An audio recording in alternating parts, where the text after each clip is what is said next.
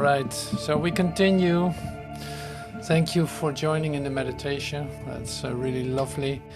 It's great to have Joel talk to you while meditating. I happen to really love this way of meditating. So hearing Joel share, then being quiet, deeply going inside, say within, and then there Joel comes again. And so be ye therefore perfect was such a great statement. Yeah, it's coming from Jesus, but it's so great to use this specifically in this first meeting of the man was not born to cry, and having the idea of dealing with worldly themes. And that's a really interesting item or subject. I want to say everything at I want to say everything at the same time. So that's so great. Thank you. I love it that you decided to join. That's so great. So the thing here is then no. Be ye therefore perfect is the most confrontational expression you can receive as a human being, because everything seems to fail in this world. Like if you look into this world as you perceive it, you see failure, you see disaster, disease, limitation, hunger, homelessness. Well, you can make that list very, very long.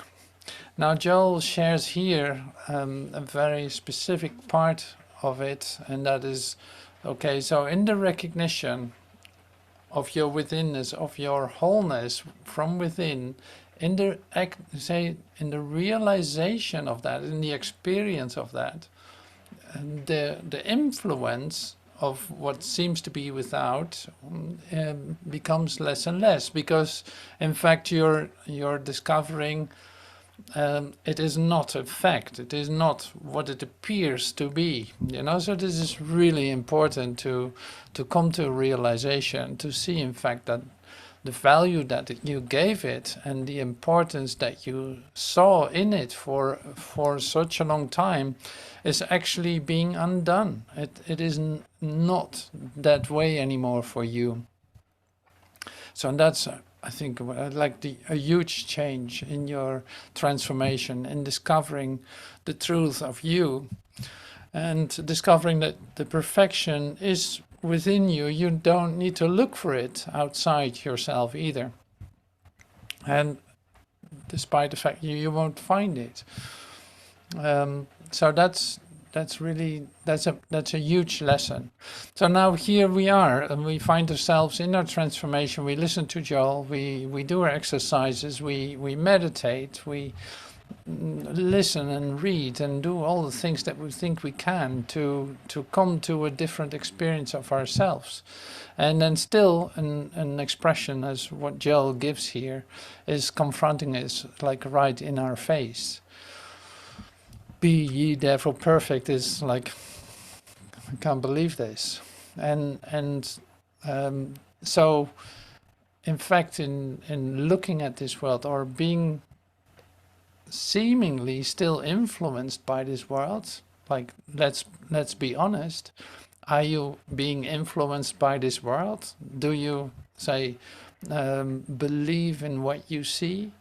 Oh yeah, during the day, absolutely. You forget about it, that it is not a reality, that it's not a fact, but that it's all not that. It's not what you think it is. And you start to, and this is an important part too, you start to trust statistics, you start to trust what the news tells you, what the news apps and all the YouTube news tells you. You start to believe in it in some measure, you could say. Like, at least you're not completely insensitive for it, because what it does is it evokes a response to you. at least that can be your experience. Like it does something with you. You maybe become angry and say like, wow, I can't believe that that's still happening, or who knows what your response might be. And so what is the immediate thing that happens then is that you actually value, whether negative or positive, it doesn't matter. You value what you see. You actually make it a reality to you. And you've been doing that for a long time. So it has become like an habitual, repetition, you could say. Like it continues to be there. You meditate, you be still and you listen. And in the next moment you get a telephone call and you can be completely upset because of what you heard. That's absolutely. But like, yeah, there's no need for you to think that you have to behave perfectly as a human being. If you see yourself placed in this world, if you see yourself as being influenced by this world, you have to give up the idea that it can be perfect. Don't expect it from there to come to you or something. So, and this is, I think, the greatest of the spiritual new year where Joel was leading us into. And I think it was a 69 talk that he did in Waikiki on Hawaii. And so you see that, well, what he puts in 1 hour, like of a resume almost of the whole Infinite Way, is very helpful to read. It's great to say, take your time for, to listen to. And specifically this talk is a great start. It's a great, say, kick off of our project together.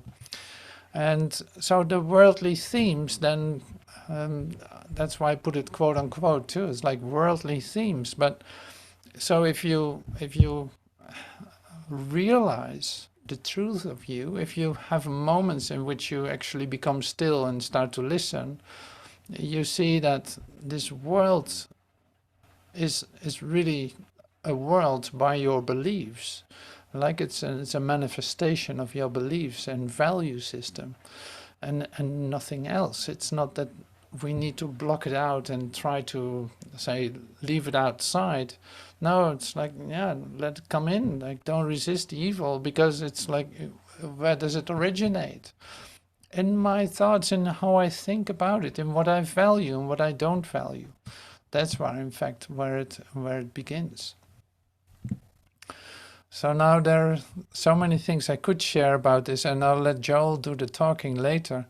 So I have some aspects that I love to share with you next to what I just shared. And that has everything to do with, say,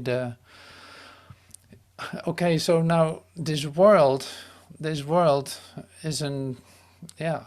not a reality. It's like, your human life is not your God life. It's like you can never come to perfection in your human beingness. So you discover there's something else. There's within you, say, a source, a soul, and it's like a communication center, you could say, that communicates with the whole universe. And of course, there's a way to come to realization of that, since it is already given you. And now Joel shares with us in the book and in the talk, you see that he shares with us specific points how to come to a realization of this consciousness. And we go through the 2 steps that he's mentioning. And on beforehand, I'd like to express some parts that Joel mentions in the talk. So now I made a visual for this too, and I'm going to share it with you. So the world work, this is what you do. So I'm going to read to you, and this is actually really lovely. It's like I'm going to read to you the summary that was given on the Dutch website, where I tried to order the book, but it was not available any longer. But here it says this, and I love the summary, so it was good that they kept it there. On the mystical path, you learn that the goal in life is releasing the soul from the tomb of human existence, more especially the tomb of the human mind. If we are to experience the soul, we have to break through the limitations of the body and the mind. The reason that this realm of the soul is so little known is that God is spoken of as a God without the realization that God is the soul of man. Yeah. So the reason that this realm of the soul is so little known is that God is spoken of as God without the realization that God is the soul of man. The purpose of man is to show forth the nature of God. Man originally was intended to be the instrument through which, or as which, God lives on earth. Man is the great glory of God. Man was not meant to cry, and all his tears are shed only because of a sense of limitation. Every tear you shed is proof of some form of limitation being experienced in your life. Man was not born to cry. Now you will be able to read that again, and I can share it with you too, and I will put it on the website or something, because I really love the summary. It's like the soul, releasing the soul of the tomb of the human mind, of the human existence. Releasing the soul from that, from the value system that you have about this world, about the place that you are, even about yourself. Your idea about yourself is in the way of coming to the direct realization of that it's in you and that you can never lose it. That the realization of God is not from a God somewhere up there. No, it's the realization of the God within. Now we know this, but we know this as a concept. So, and here is where we will come back to all the time in this meeting, because it's like there's nothing like the realization of it. And what then is this realization is in fact, okay, applying the teaching, applying that what you have heard, and allowing that to open up in you the possibility for a direct communication.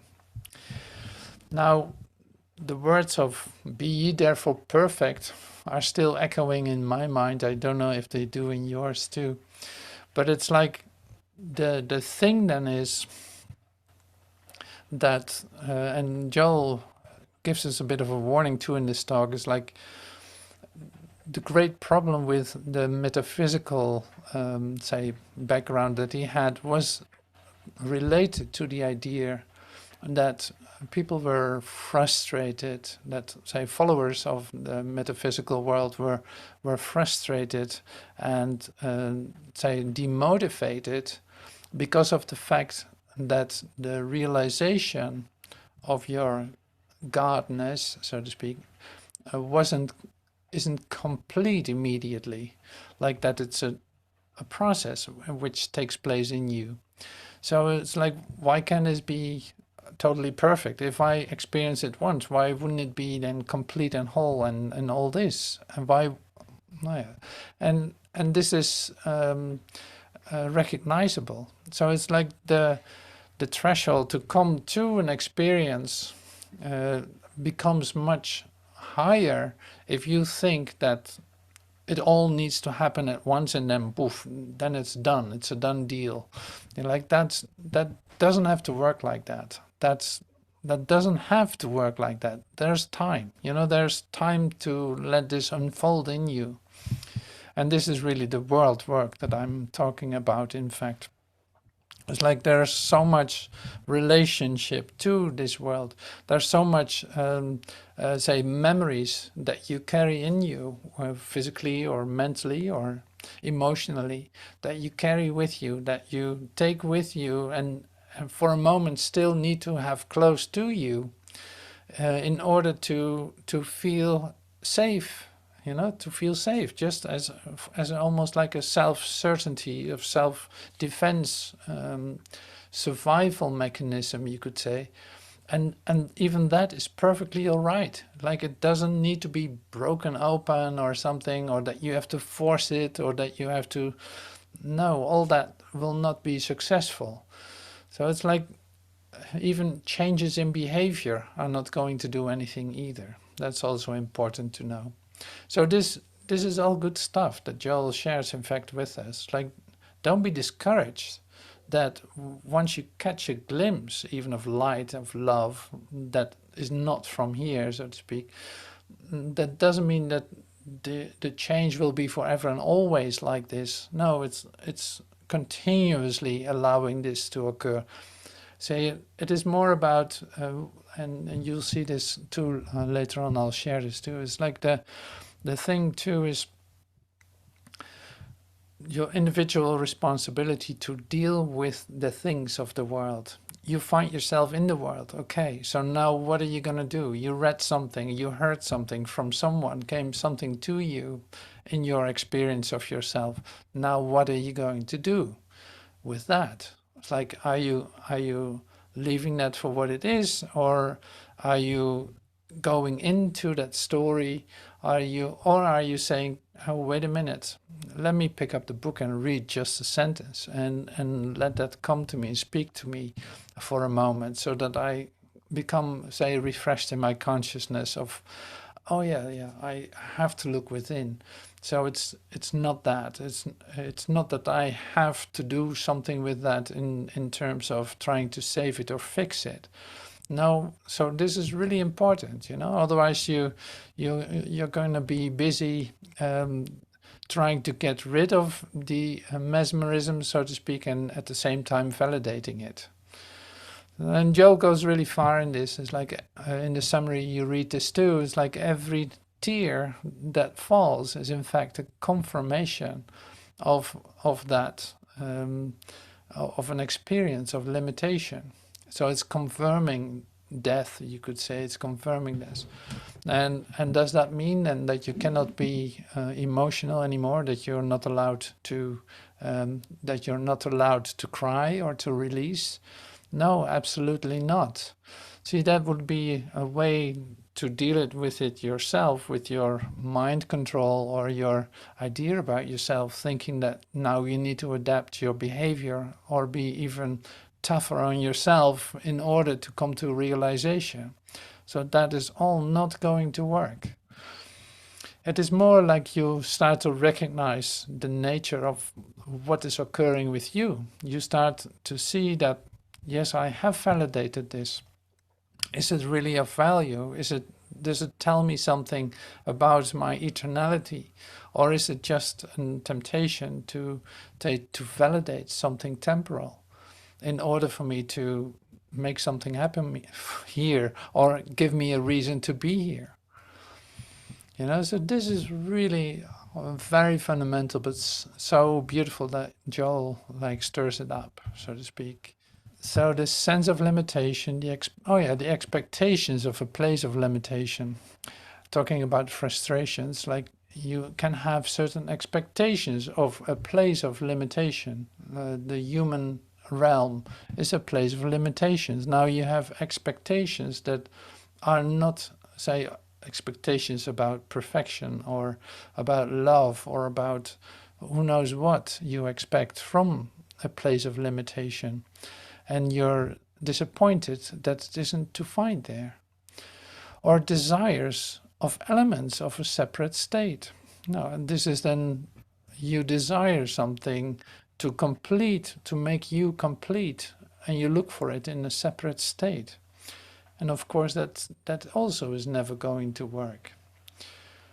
So the conflict that you are experiencing in this world, you could say, is basically always based on the idea of comparisons you make or analysis you do. You try to figure out how this is working, or the idea of that you want to possess something or someone.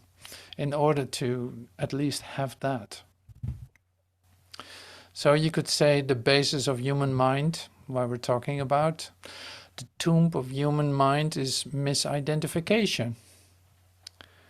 And then misinterpretation by taking perception for fact. I talked to you about this.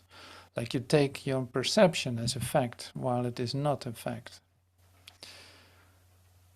It can be temporarily useful, but it is not a fact.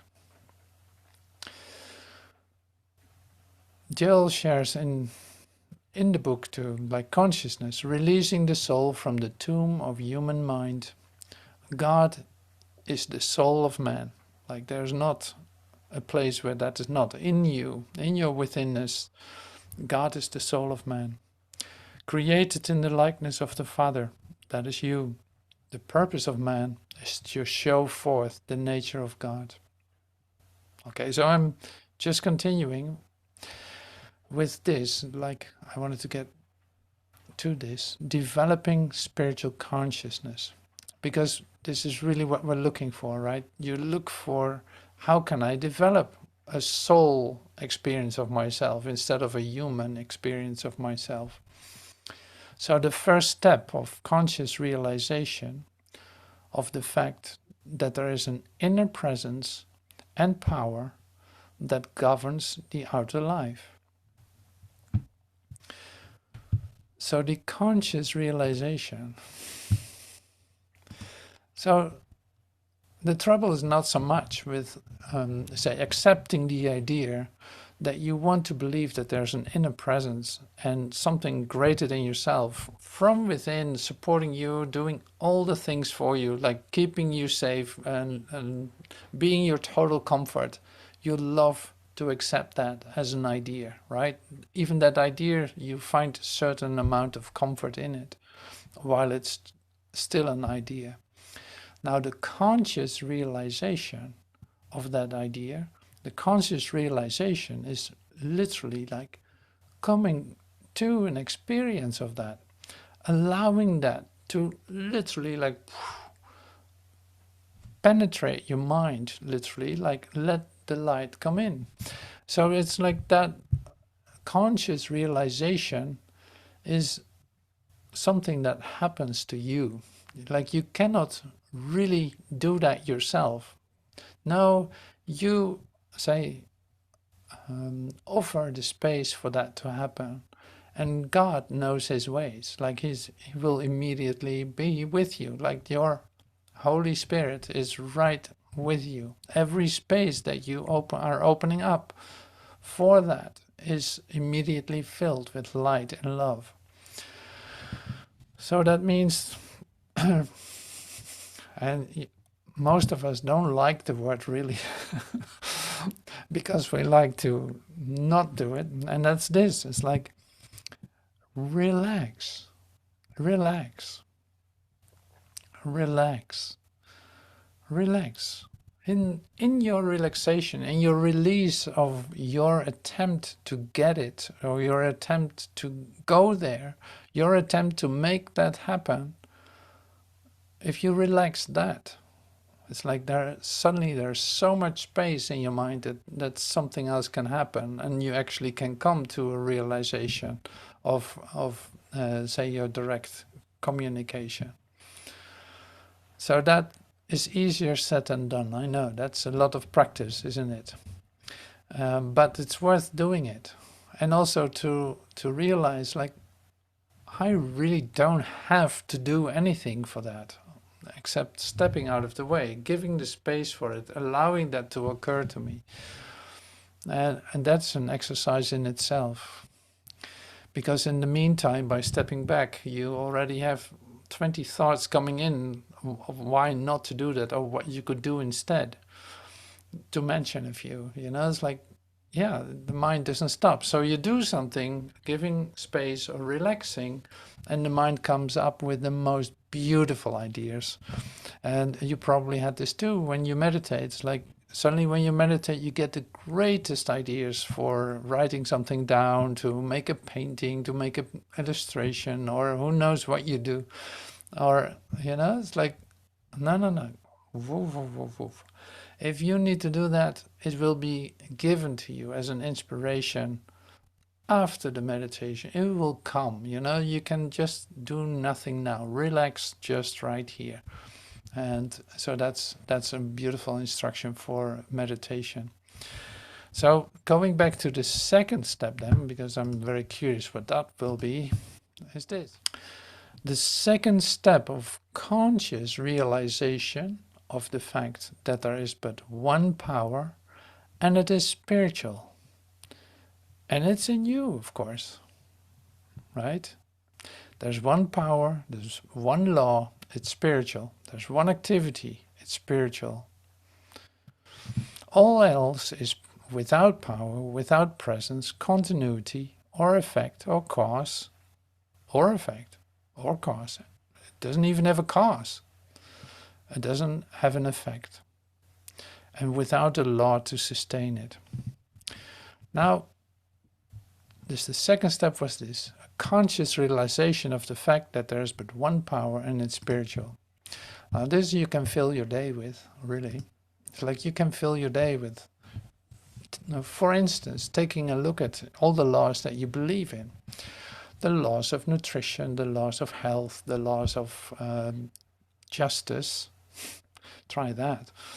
The law of the government, human law, and all this. It's like, well, don't tell me that you never do anything with that you're never influenced by it, because then you see, no, it's so in your response to that idea, you have a certain conditioning. And of course this can change, which is really wonderful. So it can change, but it is good to look at the idea of where am I triggered by when I watch the news, for instance. It's like the exercise would be take some popcorn, watch the news, and keep on eating. Keep on eating without being disturbed, allowing all the news just flow over you. You could see like, well, it doesn't have any effect. There's no reality at all. That is like if you would be able to do that without any concern or any kind of consideration, yeah, you get somewhere. And of course, this is not really the way to practice it, but it's just for me to express to you how you are still validating things in this world because you think you need to, because you think this is a real place, you could say.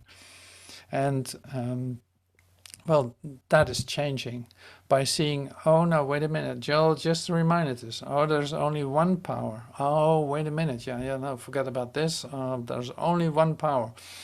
Oh yes, I love to experience that. So I open myself up for that, and I allow a change to occur. I choose for the alternative instead of making this real. That will be the new response then to anything that seems to upset you, you know. That's your first response. So then the other thing was like the realization, or the fact that it's in you, it's happening in you, and it's not influenced by anything. No, it's validating you as the perfection that you are, validating you, the presence in you that is available to you, seeing, like experiencing yourself as an extension of the love that created you. Now this is an experience, and this is grace, you could say. This is grace. This is an experience of grace that is given to you by you opening up for it. And say coming into the at least having sufficient reminders during the day to recognize, oh wait, oh my God, I did it again. I really thought something was occurring here. No, I'm tabernacling now. And maybe I invite my friend to tabernacle with me. It's like, okay, here's my app. Boom, boom, boom. Are you tabernacling with me? Just be quiet with me for just a moment. I need to realize, say, something here. I see where my true source is. And letting me feel that the love of God is always with me, that I cannot lose it, and that my perfection is guaranteed by God, that I don't have to validate or do that myself. Now, this is exactly what Joel is sharing with us in the parts that so I only used one little part of the book. So there's one little part of chapter 1, I can even say that. So next week we will use something from chapter 2. And so we go through the different chapters. There are 12 chapters. And this is so interesting how this came about. So I'm telling you a little bit about it. So it's like I see the book, I have the inspiration to start working with it, and going through the book, seeing like, oh, there's so much we can share, not realizing that they were connected to tapes. And then seeing at the last page that it's all connected to tapes, and now seeing that I didn't upload them on YouTube yet at all, and starting to do that. So I had a little project, starting to upload all the talks as podcasts of Joel and being able to listen to it. Now that's really beautiful.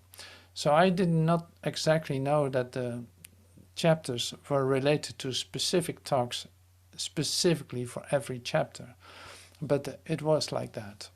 And that makes it so beautiful. Like only if you would read the book and go to the tapes, it is lots to work with. It's a beautiful study, and you see how timely it is, because it has everything to do with all the perceived events, whether you label them as crazy, as dangerous, as who knows what, it doesn't matter. But it's very timely to come to the realization, like, whatever this place is telling me, it starts right here. I'm going within. I'm doing my prayer, my wordless prayer of becoming still and listening, and opening myself up, relaxing sufficiently so that the voice, I can hear the voice speaking to me. Now that's what I wanted to share with you in this moment, in this first meeting that we have. And so the next thing that we will do is having a little break and then listen to, say, 20 minutes of Joel.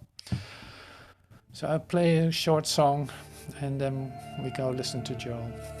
Thank you so much.